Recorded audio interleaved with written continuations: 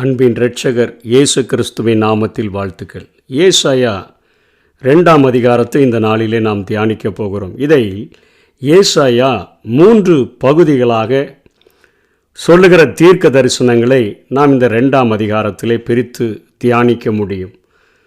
1ஆம் வசனத்திலிருந்து 4ஆம் வசனம் வரையிலும் 1000 வருட அரசாட்சியை குறித்தும், 5ஆம் வசனத்திலிருந்து 9ஆம் வசனம் வரையிலும் நாம் செய்ய வேண்டிய அல்லது மனம் திரும்ப வேண்டிய காரியங்களை குறித்தும், 3ஆவதாக 2வது வருகையின் போது என்ன நடக்கும் என்று சொல்லி 10ஆம் வசனத்திலிருந்து 21ஆம் வசனம் வரையிலும் இங்கே ஏசாயா குறிப்பிடுகிறதை நாம் பார்க்க முடியும்.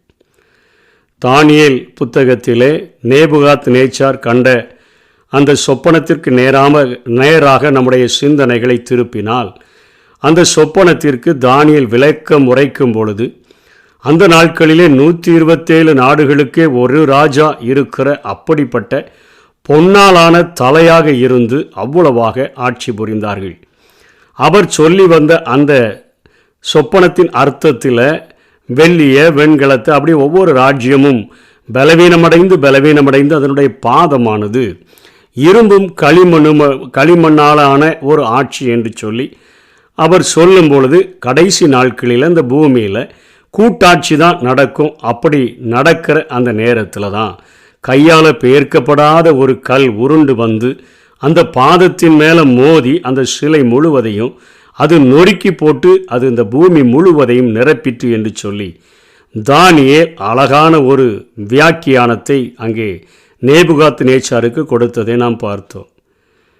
கடைசி நாட்களிலே கூட்டாட்சி என்பது இன்றைக்கு நம்முடைய நாட்டிலேயும் இன்னும் அநேக நாடுகளிலேயும் அநேக சின்ன சின்ன கட்சிகள் இணைந்து தான் அவைகள் கூட்டாட்சி நடத்துகின்றன. பார்ப்பதற்கு கூட்டணி வைத்திருக்கிறார்கள் என்று தெரிந்த போதிலும் இரும்பும் களிமண்ணும் ஒன்றோடு ஒன்று கலக்க முடியாதது போலத்தான் அவருடைய இருதயத்தில் ஒன்றோடு ஒன்று கலக்க முடியாதபடித்தான் இன்றைக்கு ஆட்சிகள் நடக்கிறதை பார்க்கிறோம். இதிலிருந்து தெளிவாக நாம் தெரிந்து கொள்ள முடியும், கடைசி நாட்களிலே வைக்கப்பட்டிருக்கிறோம் என்று. இந்த வசனம் 2ஆம் அதிகாரம் 2ஆம் வசனத்தில் அப்படி தான் தொடங்குகிறார். கடைசி நாட்களில், இந்த கடைசி நாட்களுக்கு கொஞ்சம் முன்னாடி நம்ம இருக்கிறபடினால இந்த கடைசி நாட்களில் என்ன நடக்கும் அப்படின்னு சொல்லி கர்த்தருடைய ஆலயமாகிய பர்வதம் கொடுமுடியில் ஸ்தாபிக்கப்பட்டு மலைகளுக்கு மேலாக உயர்த்தப்படும் என்றெல்லாம் சொல்லிட்டு அவர் 4ஆம் வசனத்தில் சொல்கிறார், அவர் ஜாதிகளுக்குள் நியாயம் தீர்த்து திரளான ஜனங்களை கடிந்து கொள்ளுவார். அப்பொழுது அவர்கள் தங்கள் பட்டயங்களை மண்வெட்டிகளாகவும் தங்கள் ஈட்டிகளை அரிவாள்களாகவும் அடிப்பார்கள். ஜாதிக்கு விரோதமாய் ஜாதி பட்டயம் எடுப்பதில்லை, இனி அவர்கள் யுத்தத்தை கற்பதும் இல்லை என்று சொல்லி இங்கே வசனத்தை ஒன்றை அங்கே ஏசாயா குறிப்பிடுகிறார். இதை எது குறிக்குதுன்னு சொன்னால், இன்றைக்கு உலக சமாதானம் என்று சொல்லி ஐநா சபையானது அவைகள் எல்லா நாட்டையும் கண்ட்ரோல் பண்ணும்படியாக சொன்ன போதிலும் கூட எந்த நாடுகளும் சரியாக கீழ்ப்படியாதபடி, இப்பொழுது ரஷ்யாவை எடுத்துக்கொண்டால் உக்ரைன் போர், ஐநா சபை எல்லாரும் சோர்ந்து எல்லா நாடுகளும் சேர்ந்து சொன்ன போதிலும் கூட அந்த யுத்தங்கள் நடந்து கொண்டிருக்கிறதை நாம் பார்க்கிறோம். உலக சமாதானத்துக்காக உலக நாடுகள் அவைகள் போராடவே முடியாது. ஏன் என்று சொன்னால், இன்றைக்கு இருக்கிற நிலைமையில் சைனா தான் வல்லரசாக வேண்டும் என்று நினைக்கிறது, ரஷ்யா போட்டி போடுகிறது, அமெரிக்கா நான் தான் முதலில் இருக்கிறேன் என்று சொல்கிறது. மற்ற குட்டி நாடுகளும் தங்களுடைய நாடுகளை பாதுகாப்பதற்கென்று தங்களுக்கு சாப்பிடுகிறதற்கு இல்லையோ இருக்குதோ தெரியாது, ஆனால் கோடானு கோடி செலவுகளை செய்து அவர்கள் தங்களுக்கு பாதுகாப்பு உபகரணங்களை அவர்கள் வாங்குகிறதை பார்க்கிறோம். விமானப்படைக்கென்று விமானங்களை, கப்பற்படைக்கென்று கப்பல்களை, அதாவது கீழே தரைப்படைக்கென்று அநேக வாகனங்களை இப்படிலாம் செலவு செய்து பாதுகாப்புக்காக எல்லா பணங்களையும் செலவு செய்கிறவர்களாக காணப்படுகிறார்கள். ஒரு பாதுகாப்பற்ற உணர்வை சாத்தான் தூண்டிவிட்டு ஜனத்துக்கு விரோதமாக ஜனத்தை, ராஜ்யத்துக்கு விரோதமாக ராஜ்யத்தை, நாடுகளுக்கு விரோதமாக நாடுகளை தூண்டி விடுகிறபடியினால தங்களை பாதுகாப்பதற்கென்று தங்களுக்கு சாப்பிட்றதுக்கு இருக்குதோ இல்லையோ தெரியல, ஆனால் ஆயுதங்களை தயாரிப்பதற்கு அவர்கள் முயற்சி எடுக்கிறார்கள். அதை தடுப்பதற்கு அவர்களே ஒரு ஐக்கியத்தை ஏற்படுத்தி இருந்த போதிலும் கூட அவைகளால் முடியவில்லை. ஆனால் இங்கே ஏசாயா சொல்லுகிறான், அந்த கடைசி நாட்களில் அவங்க தங்களுடைய பட்டயங்களை மண் வெட்டிகளாக அடிச்சிருவாங்க. ஏன்னா அந்த கையால் பெயர்க்கப்படாத கல் உருண்டு வந்து இந்த பூமியை நிரப்பி இருக்கிறபடினால ஒரு மிகப்பெரிய கொடையின் கீழே ஒரு ஆட்சி நடக்கும். அது ஆண்டவராகிய இயேசுவே ஆட்சி செய்கிறவராக இருப்பார். அவர் திரளான ஜனங்களை அவர் கடிந்து கொள்ளும் பொழுது அப்போந்தான் அவங்க கேட்பாங்க தங்களுடைய பட்டயங்களை. அவங்க ஏனும பட்டயத்துக்கு வேலை இல்லை, அதனால் மணலை கொத்துகிறதற்கு நிலத்தை கொத்துகிறதற்கு அதை நம்ம மண்வெட்டியாக அடிச்சிடலாம், ஈட்டி வேஸ்ட்டாக தானே இருக்குது, அதை அறிவாள்களாக அறுவடையில் விளைகிறவைகளை அறுக்கிறதற்கு அறிவாள்களாக நம்ம அடித்து கொள்ளலாம்.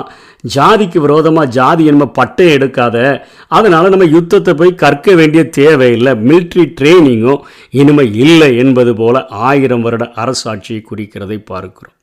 இன்றைக்கு உலக பிரகாரமாக ஒரு ஒலிம்பிக் போட்டியில் ஒரு தங்கப்பதக்கத்தை வாங்க வேண்டும் என்று சொன்னால் அநேக பிரயாசங்களை எடுத்து அநேக தியாகங்களை செய்து அநேக இரவுகள், அதாவது விடியற்காலையிலே விழித்திருந்து தங்கள் சரீரங்களை ஒடுக்கி கீழ்ப்படுத்தி பிராக்டிஸ் பண்ணுகிறவங்க தான் அதில் சாதிக்க முடியும். அதே போல தான் முதல்ல ஏசாயா ஒரு மிகப்பெரிய ஆசீர்வாதங்கள் உங்களுக்கு முன்பாக வைக்கப்பட்டிருக்கிறது, அதை பெற்றுக்கொள்ளுகிறதற்கு நீங்கள் என்ன செய்யணும்னு சொல்லி, எதை செய்யக்கூடாது எதை செய்யணும்னு சொல்லி இங்கே கீழே காரியங்களை சொல்லுகிறதை பார்க்கிறோம்.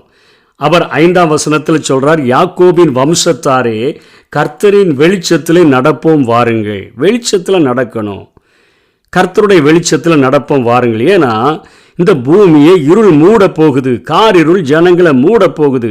ஏசாயா 60ஆம் அதிகாரம் 2ஆம் வசனத்தில் இருள் பூமியையும் காரிருள் ஜனங்களையும் மூடும், ஆனாலும் கர்த்தர் உன்மேல் உதிப்பார் என்று சொல்லப்படுகிறது. அப்போது இந்த இருள் நிறைந்த உலகத்துக்கு நம்ம வந்திருக்கிறோம். இப்போவுமே 2020 2021 பார்க்கும்போது உலகம் முழுவதும் கொரோனா வந்து எல்லாரையும் வீட்டுக்குள்ளாக அடைச்சி போட்டதை நம்ம பார்க்கிறோம். என்ன தொழில்கள் முடக்கப்பட்டு இருக்கிறத பார்க்கிறோம். அநேக பஞ்சங்கள் நம்ம கேள்விப்படுகிறோம். நிறைய காரியங்களில் நம்ம இப்படிப்பட்ட ஒரு காரியங்கள் வந்திருக்குது. ஒரு இருள் மூடுத, காரிருள் ஜனங்களை மூடுத, எப்படி வாழப்போகிறோம்?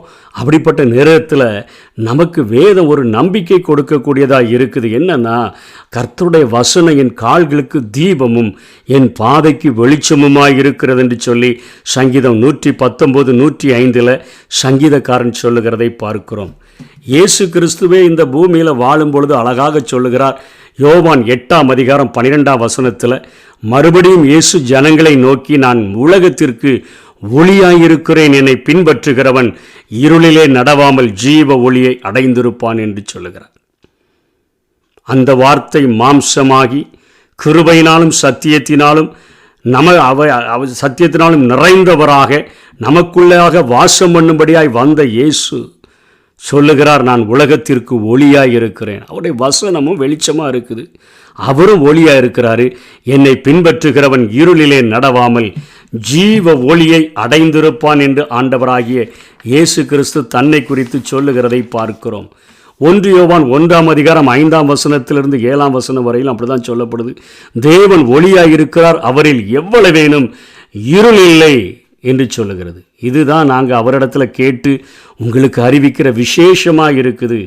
எபேசியர் 5ஆம் அதிகாரம் 8ஆம் வசனம் சொல்லுது, நீங்கள் முற்காலத்தில் அந்தகாரமாக இருந்தீங்க, அமாவாசையாக இருந்தீங்க, இருட்டாக இருந்தீங்க, இப்பொழுதோ கர்த்தருக்குள் வெளிச்சமாக இருக்கிறீர்கள், வெளிச்சத்தின் பிள்ளைகளாய் நடந்து கொள்ளுங்கள் என்று வேதம் சொல்லுகிறது. ஆகவே வெளிச்சத்தில் நமக்கு காண்பிக்கப்படுகிற வெளிச்சம் நமக்கு நம்முடைய கால்களுக்கு தீபம், நம்முடைய பாதைக்கு வெளிச்சமாக இருக்குது.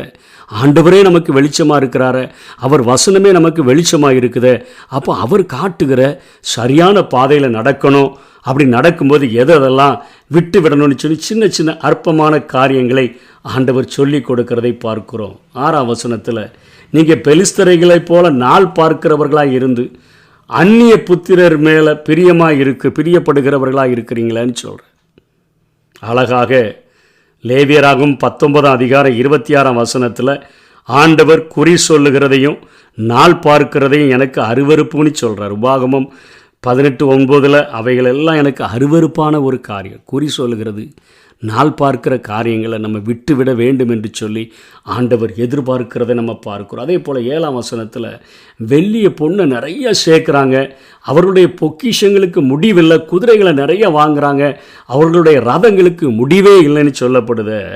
இந்த காரியங்களும் நமக்கு அழகாக அங்கே உபாகமம் 17ஆம் அதிகாரம் 16ஆம் வசனம் 17ஆம் வசனத்தில் உங்களை ஆளுகிறவர்கள் எப்படி இருக்கணும்னு சொல்லும் பொழுது, திரளான வெள்ளிய பொண்ணை சம்பாதிக்கும்படி உனக்கு இருக்கிறது போதும்னு நிறைய சேர்த்து வச்சுட்டு நீ சிங்காசனத்தில் வீட்டு இருக்கும் பொழுது உன் ஆத்மா உனக்குள்ள அப்படியே ஒரு மேட்டிப்பை கொண்டுட்டு உன் சகோதரனை நீ அற்பமாக எண்ணிருவ. அதனால் ஆசாரியின் இடத்துல ஒரு நியாயப்பிரமாண புஸ்தகத்தினுடைய ஒரு பிரதியை கேட்டு வாங்கி அதை நீ படித்து நீ அதில் தேர்றவனாக இருக்கிறதுக்கு பாரு, நிறைய சம்பாதிச்சு நான் பெரிய ஐஸ்வர்யமாகணும்லாம் நீ நினைக்காத. கடைசி நாட்கள் ஆயிடுச்சு. இப்படிப்பட்ட நாட்களில் அன்றைக்கு எப்படி ஒரு நியாயப்பிரமாணத்தின் பிரதி தேவைப்பட்டுச்சு, இன்றைக்கி நமக்கு ஒரு பைபிள் போதும்.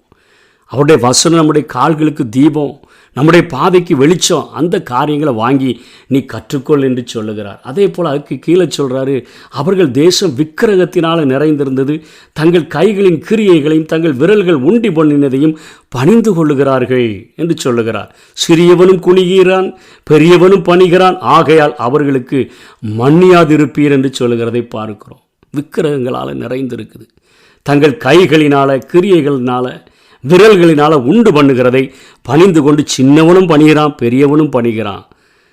தன் கைகளின் கிரியைகள் தங்களை காப்பாற்றணும்னு சொல்லி நினைக்கிறாங்க. இவைகளால் தேசம் நிறைந்திருக்கிறது. வானத்தின் கீழே பூமியின் மேலே உனக்கு வேறு தேவர்களை நீ உண்டு பண்ண வேண்டாம். ஒரு சொரூபத்தை ஆகிலும் ஒரு விக்கிரகத்தை ஆகிலும் நீ உனக்கு நமஸ்கரிக்க வேண்டாம், சேவிக்க வேண்டாம். நான் எரிச்சல் உள்ள தேவனாக இருந்து எரிச்சல் எனக்கு வந்துடும்னு சொல்கிறார். குறி பார்த்தா நாள் பார்த்தா எனக்கு அருவருப்பாக இருக்குதுன்னு சொல்கிறாரு.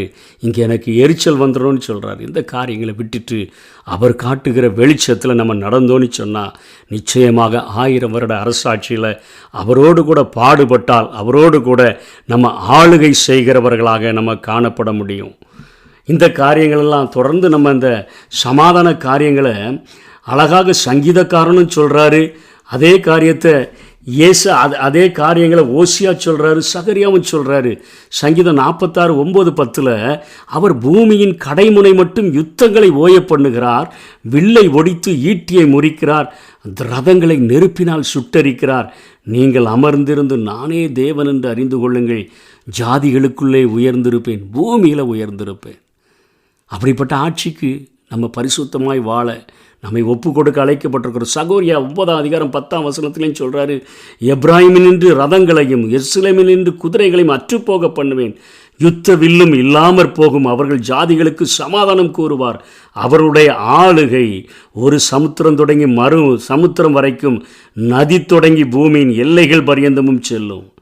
இவ்வுலகம் முழுவதும் ஒரு கொடையின் கீழே ஒரு ஆட்சிக்கு வெகு சீக்கிரத்தில் வரப்போகுது. அதற்கு ஆளுநராக அதை ஆளுகை செய்கிறவராக ஆண்டவராகிய இயேசு கிறிஸ்து இருக்கிறபடினால இந்த பூமியில் உள்ள எல்லா யுத்தங்களையும் அவர் ஓய பண்ணி விடுவார். அதற்கு நம்முடைய வாழ்க்கையில் கொஞ்சம் சரி செய்ய வேண்டிய காரியங்கள், மனம் திரும்ப வேண்டிய காரியங்கள் இருக்கிறதுன்னு சொல்லி ஆண்டவர் சொல்கிறார். கடைசியாக அவருடைய 2ஆம் வருகையின் பொழுது என்ன நடக்கும்னு சொல்கிறாருன்னா, நரரின் மேட்டிமையான கண்கள் தாழ்த்தப்படும். நரர் என்பது மனுஷரை குறிக்கிறது. அவங்களுடைய மேட்டிமையான கண்கள் தாழ்த்தப்படும், மனுஷரின் வீராப்பு தனியும், கர்த்தர் ஒருவரே அந்நாளில் அவர் உயர்ந்திருப்பார் என்று சொல்லப்படுகிறது. அவர்களுடைய நாட்களில் லீபனோனினுடைய அந்த உயரம், அந்த லீபனோனில் உள்ள அந்த கேதுரு மரங்கள் எல்லாம் அவ்வளோ பெயர் பெற்றதாக இருந்தது. பாசானில் உள்ள கர்வாலி மரங்கள் பெயர் பெற்றதாக இருந்தது. அங்கே உயர்ந்த கோபுரங்கள் இருந்தன. அங்கே தர்ஷீஷ் கப்பல்கள் பெயர் பெற்றதாக இருந்தது. சித்திர வினோதங்கள் அநேகம் பெயர் பெற்று உயர்ந்திருந்தது. ஆனால் ஆண்டவர் உயரும் பொழுது மனுஷனுடைய வீராப்பு தணிந்து கர்த்தர் ஒருவரே அந்நாளில் உயர்ந்திருக்கிறவராக காணப்படுவார் என்று சொல்லி இங்கே ஏசாயா தீர்க்க தரிசனம் உரைக்கிறதை பார்க்கிறோம். அந்த நாட்களில் விக்கிரகங்கள் கட்டோட ஒளிந்து போகும் என்று சொல்லப்படுகிறது. மக்களெல்லாம் என்ன செய்வாங்க? ஆண்டவருடைய 2ஆம் வருகையின் போது பூமியை தத்தளிக்க பண்ண கர்த்தர் எழும்பும்போது அவருடைய பயங்கரத்துக்கும் அவருடைய மகிமை பிரதாபத்திற்கும் விலகி கன்மலையின் கெபிகளிலும் பூமியின் குகைகளிலும் அவர்கள் புகுந்து கொள்வார்கள் என்று ஏசாயா குறிப்பிடுகிறதை பார்க்கிறோம். எப்படி வெளிப்படுத்தல் 6ஆம் அதிகாரத்தில் சொல்லப்படுகிறதோ அதே போல இவர்கள் 6ஆம் அதிகாரம் 15ஆம் வசனத்திலிருந்து 17ஆம் வசனம் வரையிலும் எப்படி சொல்லப்படுது?